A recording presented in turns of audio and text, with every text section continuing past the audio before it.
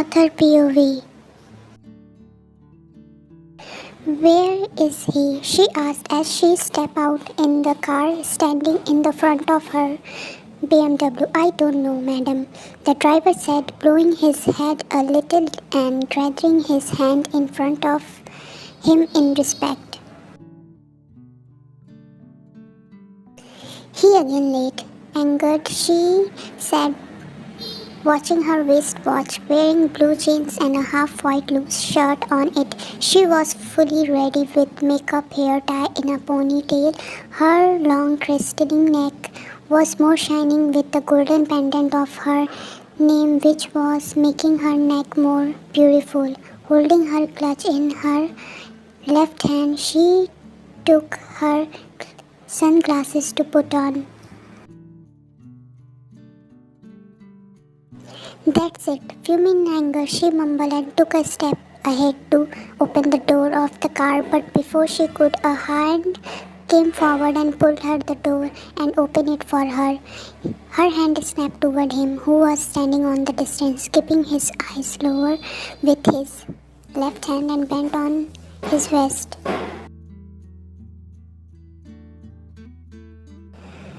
Madam, he said, still looking down, waiting for her to sit inside. Turning to him fully, she took off her glasses and narrowed her at him. Holding the door, she pushed it harder, make it close, which startled him, and he straightened himself, but still looking down on black pant and white shirt. He was wearing black coat on it. Listen, Mr. Bodyguard, glowing in slow voice, she tried to keep her voice low. This is your last warning. Next time I will be fired you if I didn't find you here on time. Just the last warning I am giving, she said, looking deeply at him, who gave a nod, carrying his hand in front of him, but still keeping his head up, not blowing. As you say, madam, I won't be late next time. No excuse or sorry. She heard from him, but again those words she fed up to listen now. Last time, Mr. Kim, she said strictly. As you say, madam, he repeated again and those words. Good. These words, looking up at the sky, she mumbled under her breath, gritting her teeth as she glared at him, who didn't dare to look at her. Open it. Taking a step back, she ordered again, and he, like a good servant, moved forward to open the car door, and she sat inside.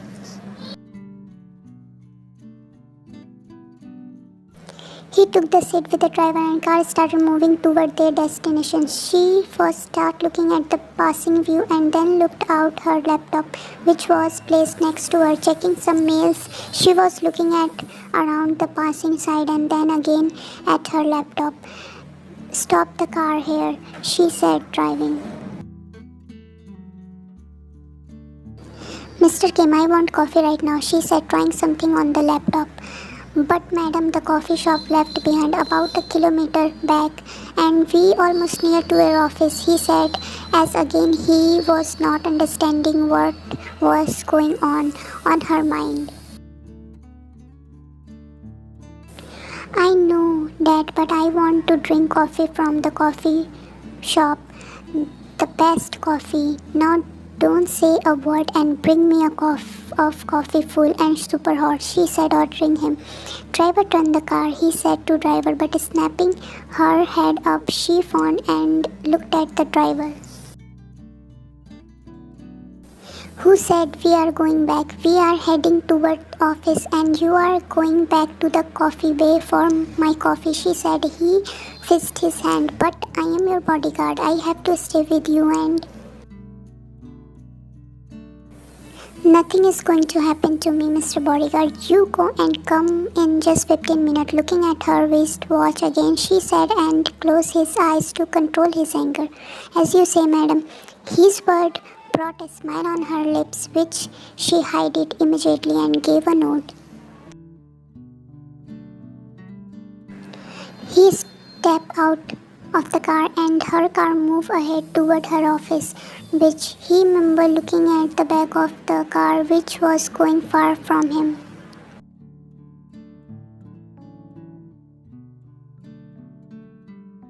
Which running his finger in his beautiful combed hair, he mumbled and took a deep breath to calm himself since he knew he was in torture since he started doing the job of her bodyguard. He was tortured.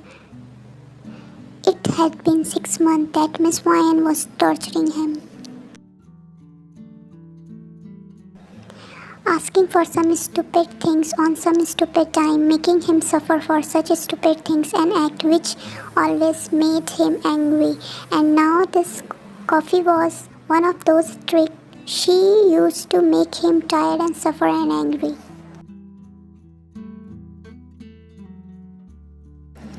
Oh God, help. Looking back at the road where he couldn't find an empty taxi or bus, he almost started running as he had to pack in 15 minutes, otherwise he will be disturbed with another task. Damn her, running with a full speed. He tired to think of the way or the traffic.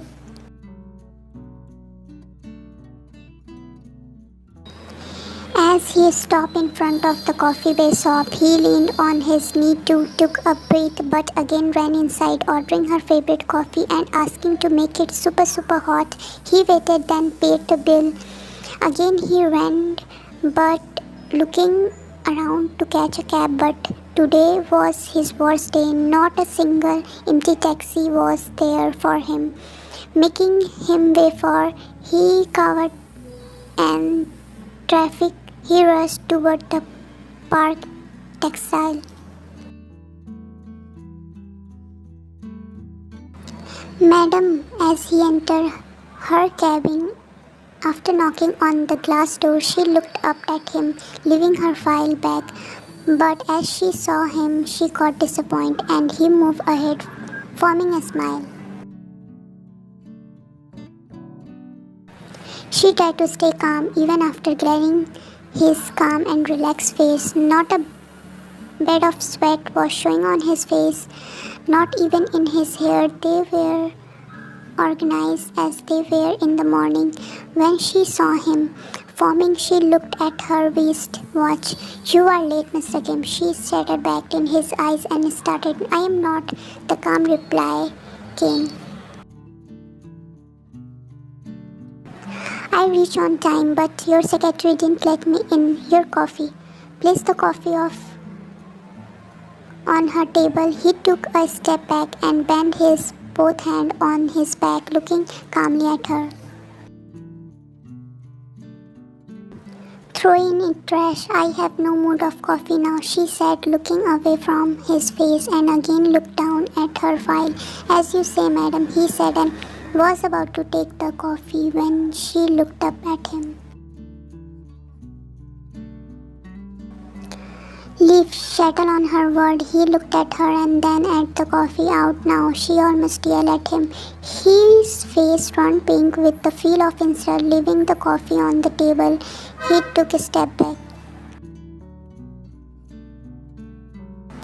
"As you say, madam," saying, he marched out of the cabin while she pushed the file away. Frustrated idiot. Looking at the coffee, she mumbled but took the cup of had a sip on it. Super hot. Smiling widely, she said to herself and giggled.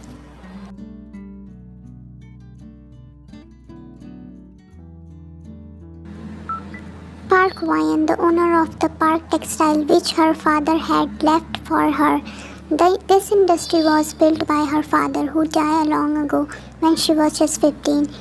Her mother married again and she was living with her mother and stepfather, forgetting everything, but still the memories of her father were with her. Also the family of her father and grandfather, uncle, cousins, she still remember about them and sometimes missed them. Even though she took the responsibility of the industry, she tried to recall those happy, careful days she spent with her father. In all her work, she got something into trusting her bodyguard. She didn't like him because he was appointed by her mother, and also he followed her everywhere. His act what irritated her, and she just trying to take revenge by him, making him suffer from stupid things. Mr. Bodyguard, as she stepped out of her cabin, she called him, who was seated outside waiting for her. Man standing up, he kept his eyes lower. I am in a mood of shopping. Let's go, she said. Step ahead. Signing, he followed her. He knew he was going to be tired like hell because her shopping was not going to end soon. She smiled looking at him once and put her glasses on. It's going to be fun, mumbled to herself. She marched toward her car, thinking something to make him tired and angry. Almost at 8 of the night, their car stopped in a hug bungalow and she stepped out of the car but didn't forget to look at him who had tolerated 6 hours of shopping with her. Bring my bag inside, she ordered him, who was hell tired, but giving a nod, he didn't let her know his condition. As you say, madam, his word foamed her and she walked ahead, but he hid his smile on her temper. You can go to your room now, said her stepfather, and he gave a nod. Placing the shopping bag in the hall, he looked at her for ounce, waiting to have another order, but she looked away and rested her head on back of the sofa and closing her eyes. Signing, he took his step out of the hall, walking toward the room which were made for the servant. He was hell tired and hungry. Since morning he didn't had anything to eat, and on her torture was enough to be tired. Finally, lying straight on the bed, he closed his eyes and tried to relax, but soon slept.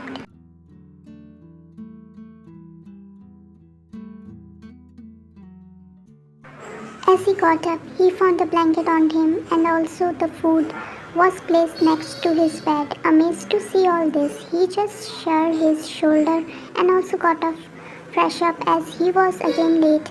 That bitch is going to kill me, he muttered while wrapping his tie around his neck. Looking at wristwatch, his eyes moved toward the breakfast, but he had no time for it. Who placed it? He thought and took a slice of bread and ran out.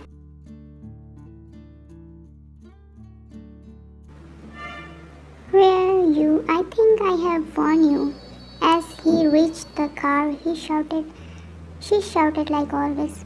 I am the time, ma'am. It's just that I couldn't reach you on time because your puppy was stuck in the mud, he said, looking at behind where the gardener bring the cute puppy holding in his arm, giving him a bath. Are you okay, baby? Caressing that teeny head of puppy, she said with a concern. Give it to maid. She will take care of it. Instruct to the gardener, she turned to him while putting her goggles on. Open the door, she said, looking at him who was in his uniform like always. As you say, madam. Oh, why? When he opened the door and she stepped inside. Closing the door, he took a step with the driver. Once again, their journey started toward her office while he was trying to reach her, thought where she was planning to tease him more. I just wanted you to win her heart, said Mr. John, stepfather of Ryan. But uncle, I am little scared, as she is strict girl, Jungkook, his nephew, said. No matter what, Jungkook, what you have to win her heart. After all, she is the owner of Park Textile and group of other company. If you got married with her, all this will be yours. Mr. John and Jungkook eyes listening with the thought, "I will try, uncle," hugging Mr. John said. "Tomorrow I will arrange the meeting with her, so be ready," he said, and Jungkook gave a nod while the evil mind of Mr. John started to think more.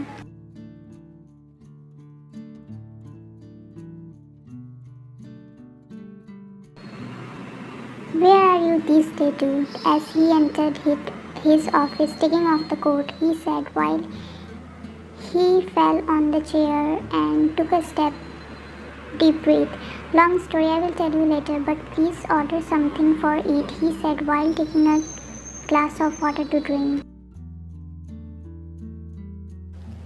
"Okay, but his hour meeting with investor is just 15 minutes, but his friend said," he gave a nod while placing the glass back.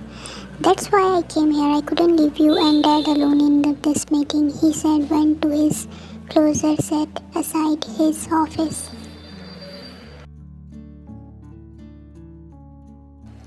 Taking the appropriate suit of the meeting, he went to change, and in just a few minutes he came back looking at his friend. He smiled. "What are you looking at?" he said while buttoning up his cuff. "What are you hiding from me?" he asked. "Nothing. Now give me the file," he said, going closer to him and started checking the information they had to share with the investor.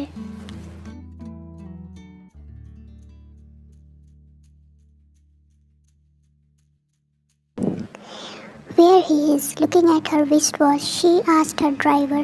"Ma'am, he just went to see his mother as she is sick, but he said he will be back on time, but it's quite late now," said the driver, and she just could make a note. "So he has a family," she only could thought, and get in the car. "Let's go," ordering. She closed the door by herself and tried to not think of him.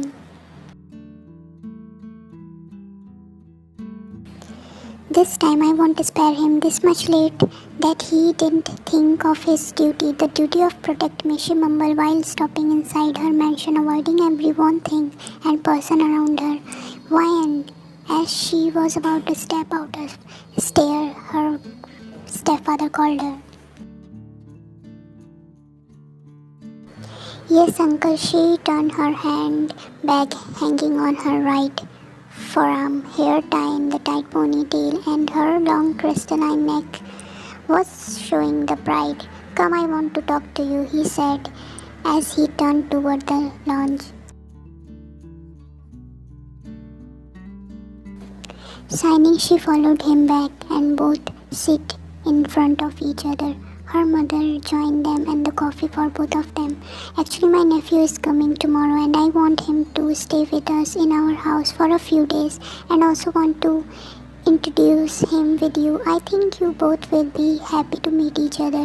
He has also interest in textile," she said her father, and she faked a smile with a nod because she had no interest in listening about his nephew. "It's fine, uncle. I will meet him for now. I am much tired. I will take some rest till dinner," she said, standing up, and without hearing him, she marched toward her room, her thought still tagging her with her bodyguard.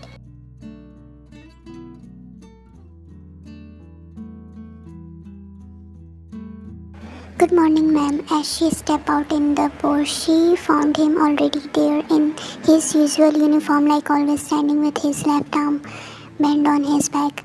"Good to see you on the time, Mr. Bodyguard." Putting her glasses, she walked toward her car, and he rushed to open the door. She settled down in her car. He took his seat. Once again, they were going toward their destination. Both were lost in their own thought as they entered the office building. Her eyes catch her stepfather with his nephew already there. "Why, I never told you about Jungkook, my nephew," said John, and she gave a nod, taking a step ahead. Come uncle, let's talk in my cabin, she said, and both followed Jungkook.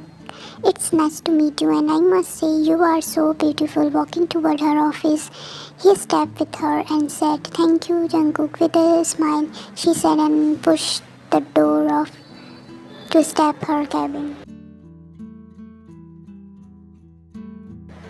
Later on, Wai and Jungkook found each other company and they started to work together. She gave a temporary job to him and her office on his wish. His plan was to near her and he was successful in winning her heart.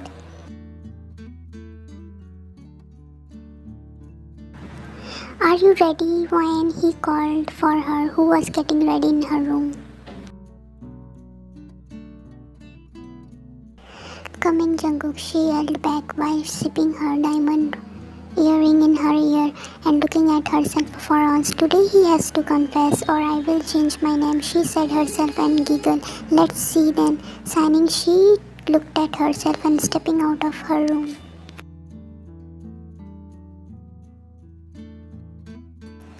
Wow! As she stepped in the hall, he said looking at her, You are beautiful, gorgeous. He said she just could give a nod while her eyes moved around. We should go now, she said, stop it out with Jungkook.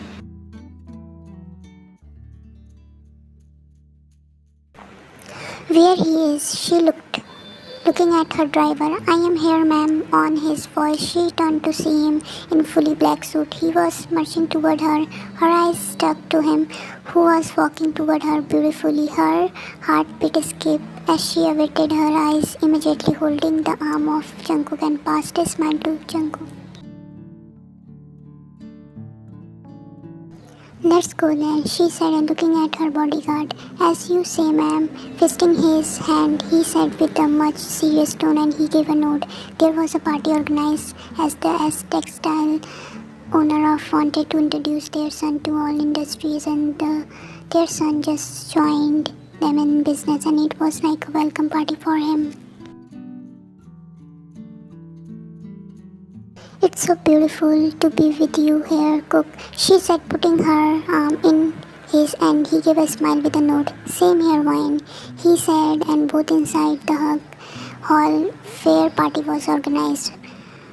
Her bodyguard followed her in, but she ignored him all the time and kept stick to Jungkook, holding his arm, smiling on his every stupid joke. That's it, he mumbled to himself and walked out of the hall angrily.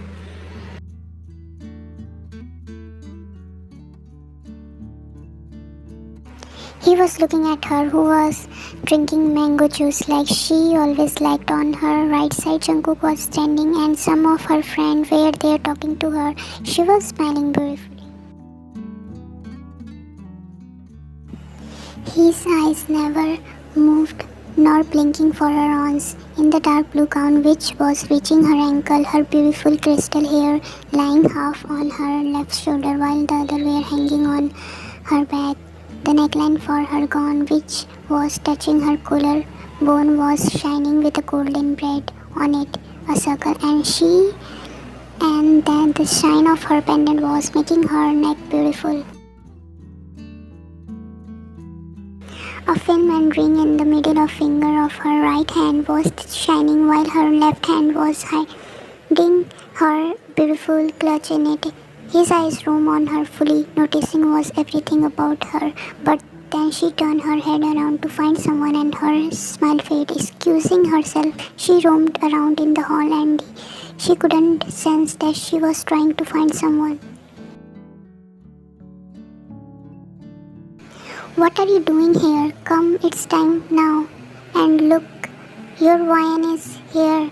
His father came and said, looking at Ryan. Not now, Dad. It's not the right time, he said, looking at her, who was again standing with Jungkook, was smiling something.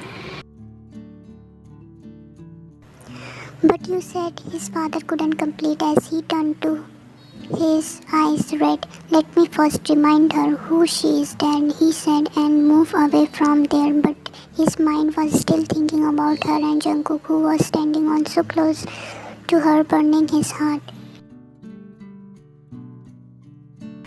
She was looking around to find her bodyguard. Her anger was increasing, but she didn't find him in the hall, and again she was taken so some fans and business colleague with Jungkook.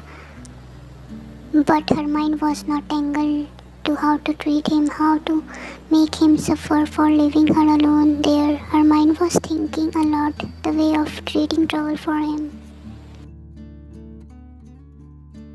Excuse me, ma'am. She turned on voice and she saw waiter standing there. This is for you, giving a letter which has a rose stick on it. He moved back while she just kept standing there looking at the letter. What is it, honey? He asked, and she looked at him strangely on the way he called her. Nothing, saying she just put in her clutch without reading it. Two eyes far away, chasing her, not noticing her every action as she slipped that letter in her clutch. He gave a negative note. She's still same, like to make me angry, he mumbled, fixing his eyes to her beautiful face. Hey, listen, he called one if the passing the waiter.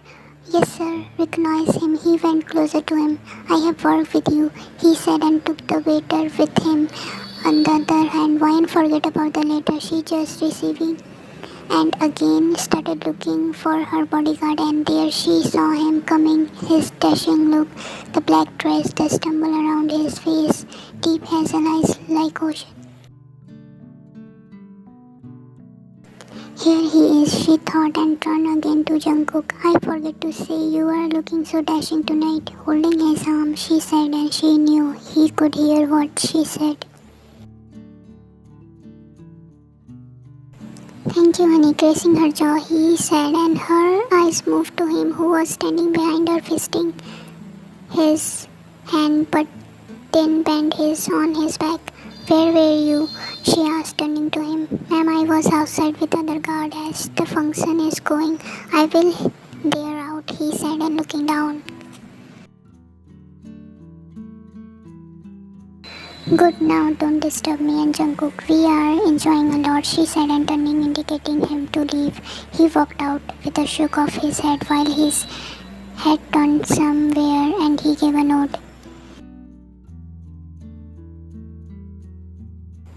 Ladies and gentlemen, all turned to the voice and saw Mr. and Mrs. Sinway standing with their two son and daughter. Welcome you all. Thank you for being our guest tonight. As you all know that our son was going to show up tonight, but due to some circumstance he couldn't come. I am sorry for that, but I will leave soon. Join us. I want you all to enjoy the party, Mr. Kim said, and all gave a nod, clap with a smirk on their face. He's still the same, like to make me wait, she muttered herself, and Jungkook turned to her. Did you say something? He asked, and she turned to him. No, nothing, let's enjoy, she said. All were start enjoying themselves. Excuse me, ma'am, she turned on the voice, and again waiter was standing waiting for her. Yes, she said, waited to hear what he has to say. Someone is calling you there, he said, and pointing toward the upstairs. Who's there? She asked, but the waiter went away without answering. I will just come, she said to her friend and Jungkook, who gave a note to her, and she walked ahead toward the stair.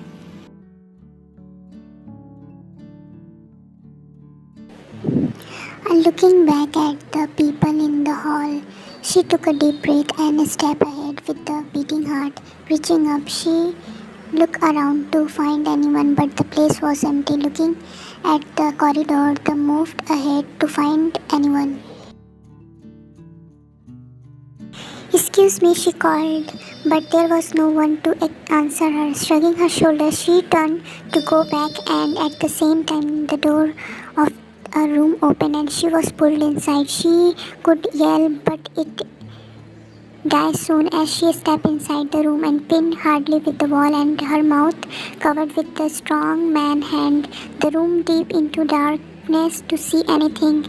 There was silence for a few in the room, but only the breath of those two people could be heard standing close to each other.